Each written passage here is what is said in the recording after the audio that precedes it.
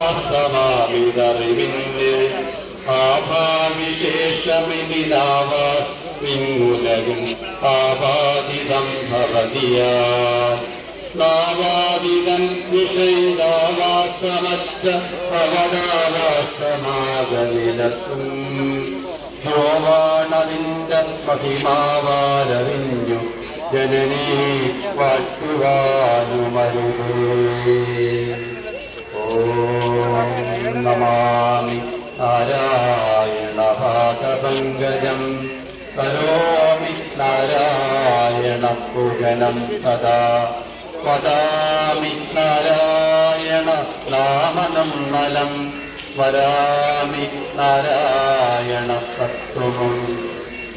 ഓം അന്യഥാ ശരണം നാസ്തി ത്വമേവ ശരണം മമ തസ്മാത് കാരുണ്യഭാവേന രക്ഷ രക്ഷ മഹാഗുരു രക്ഷ രക്ഷ മഹാഗുരു രക്ഷ രക്ഷ മഹാഗുരു.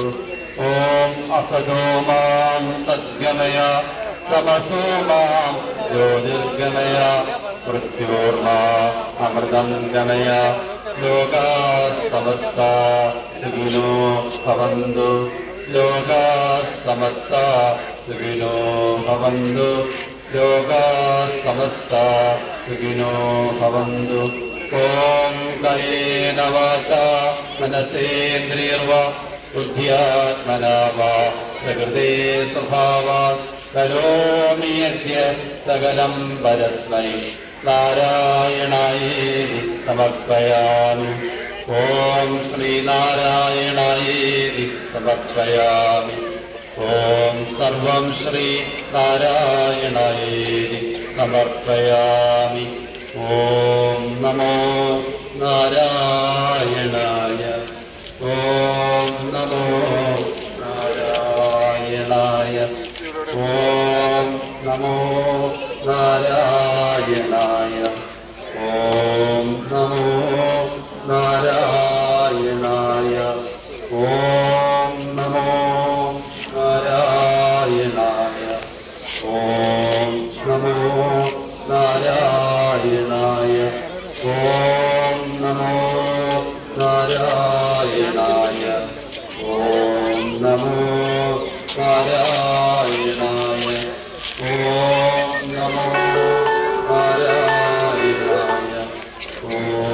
നമോ നാരായണായ. ഓം നമോ നാരായണായ. മഹാസമാധിയിൽ നിന്നും ആരംഭിക്കുകയും ചെയ്യും. തിരിച്ചു വൈകുന്നേരം റെയിൽവേ സ്റ്റേഷൻ വഴി മഹാസമാധിയിൽ കൂടി നാളത്തെ പ്രധാനപ്പെട്ട ചടങ്ങുകൾ ഭാഗമാക്കിയാണ് തീർത്ഥാടന സമ്മേളനം നാളെ നടക്കും. ആ സമ്മേളനം ഒപ്പം തന്നെ സ്വാമി സച്ചിദാനന്ദന്റെ നാളത്തെ ചടങ്ങിൽ പങ്കെടുക്കുന്നതായിരിക്കും. കർണാടക നാളെ നടക്കുന്ന ഉദ്ഘാടന സഭയിൽ പങ്കെടുക്കുകയും ചെയ്തിട്ടുണ്ട്. 1-ാം തീയതിയാണ് ഈ ഒരു 93ാമത് തീർത്ഥാടന മഹാമഹം അവസാനിക്കുന്നത്. ജനുവരി 1 രാവിലെ 10 മണിക്ക് നടക്കുന്ന സമാപന സമ്മേളനം ബംഗാൾ ഗവർണർ ഡോക്ടർ CV ആനന്ദബോസാണ് ഉദ്ഘാടനം ചെയ്യുന്നത്. ശശി തരൂർ അടക്കമുള്ളവർ പങ്കെടുക്കുന്നുണ്ട്.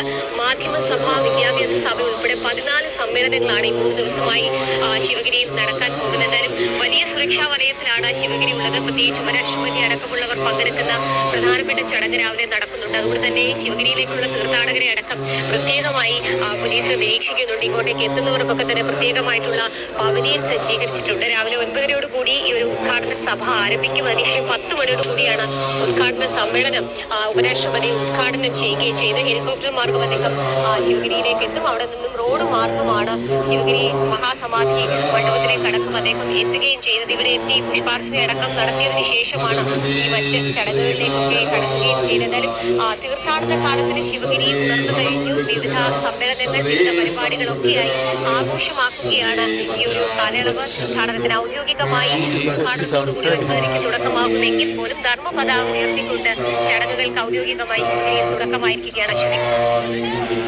ശരി ശാലിനി, ഇതിന്റെ ഭാഗമായിട്ടുള്ള, അതായത് ഈ മഹാതീർത്ഥാടനത്തിന് തുടക്കം കുറിക്കുന്നതിന്റെ ഭാഗമായിട്ടുള്ള ആ കൊടിയുയർത്തൽ ചടങ്ങ് എപ്പോഴായിരിക്കും?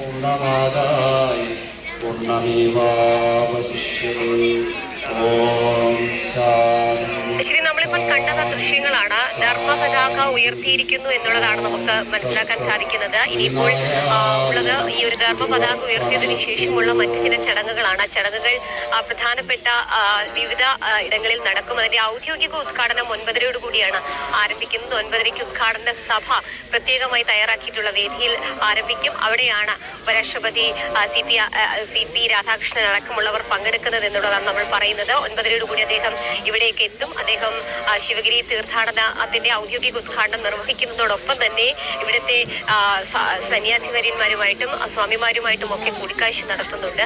അതിനുശേഷം 9:30 കൂടി ഔദ്യോഗികമായ പരിപാടി ഉദ്ഘാടന സഭ ആരംഭിക്കും.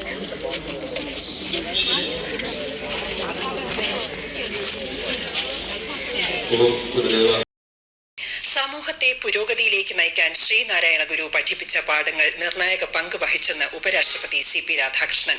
ഗുരുവിന്റെ ദർശനങ്ങൾ വരും തലമുറകൾക്ക് പ്രചോദനമേകുമെന്ന് അദ്ദേഹം പറഞ്ഞു. വർക്കലയിൽ 93ാമത് ശിവഗിരി തീർത്ഥാടനം ഉദ്ഘാടനം ചെയ്ത് സംസാരിക്കുകയായിരുന്നു ഉപരാഷ്ട്രപതി. സാമൂഹിക ഐക്യത്തിനായി മുൻപന്തിയിൽ നിന്ന് പ്രവർത്തിച്ച മഹത് വ്യക്തിത്വമായിരുന്നു ശ്രീനാരായണ ഗുരുവെന്നും ഒരു ജാതി ഒരു മതം ഒരു ദൈവം എന്നത് മഹത്തായ മുദ്രാവാക്യമാണെന്നും ശ്രീ CP രാധാകൃഷ്ണൻ അഭിപ്രായപ്പെട്ടു. Special preaching of Sriman Narayana Guruji is he never shout. He didn't provoke, he didn't divide, but he transformed the society. For him, service to the society was greater than the ritual. He answered with words that shook centuries of injustice. Oru jadi, oru madam, oru deivam, manushyarku. Governor Rajendra Vishwanath Arlekar, കേന്ദ്ര സഹമന്ത്രി സുരേഷ് ഗോപി, മന്ത്രി MP Rajesh, Sasi Tharoor MP, സച്ചിദാനന്ദ സ്വാമി തുടങ്ങിയവർ ചടങ്ങിൽ പങ്കെടുത്തു.